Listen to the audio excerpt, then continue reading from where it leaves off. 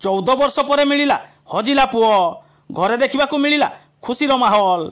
घटनाक्रम मयूरभंज जिला ठाकुरमुंडा निकट रुगुड़ीवाड़ा ग्रामर अभिमन्यु दास पुओ श्रीधर दास मस्तिष्क विकृति जोगु 14 वर्ष पूर्वे निखोज हो जाइथिले। बहु खोजाखोजी पर मध्य तांकर कौनसी संधान मिली नथिला। शेष आशा छाड़ी देइथिले परिवार लोके। एणे श्रीधर निखोज हेबा परे एणे तेणे बुली बुली सुदूर हरियाणा पहुंची थिले। सेठारे पागल अवस्था रास्तार भिक्षावृत्ति करी बंचुथिले।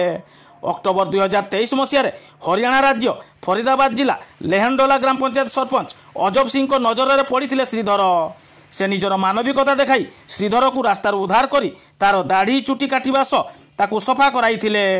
ताठारु सबु तथ्य नहीं अजब सिंह मयूरभंज जिला पुलिस निरीक्षक तथा एसपी फोन जोगे कथा होइथिले। एसपी ठाकुरमुंडा थाना को खबर देवा पर ठाकुरमुंडा थाना अधिकारिणी सावित्री दलई प्रत्येक तत्वावधान में चिन्हट करा जाई रुगुड़ीवाड़ा ग्रामर अभिमन्यु दास पुओ बोली जना पड़िथिला। विगत 3 मास पूर्व परिवार लोके जानी मध्य सेठारु जाई श्रीधर को आनिबा को असामर्थ्य प्रकाश करथिले। एकथा सरपंच अजब सिंह जानिबा परे 22 तारिख सोमवार दिन संध्यारे श्रीधर को निजे आनी ठाकुरमुंडा थाना रे पहुंचीथिले अजब सिंह। खबर पाई परिवार सदस्य बापा अभिमन्यु दास माँ एवं कोका ठाकुरमुंडा थाना रे पहुंची सरपंच अजब सिंह एवं थाना अधिकारी श्रीमती दलई को धन्यवाद देवा सह श्रीधर को घर को नैचंती। एवं श्रीधर स्वाभाविक थिबा जଣା पड़िछि।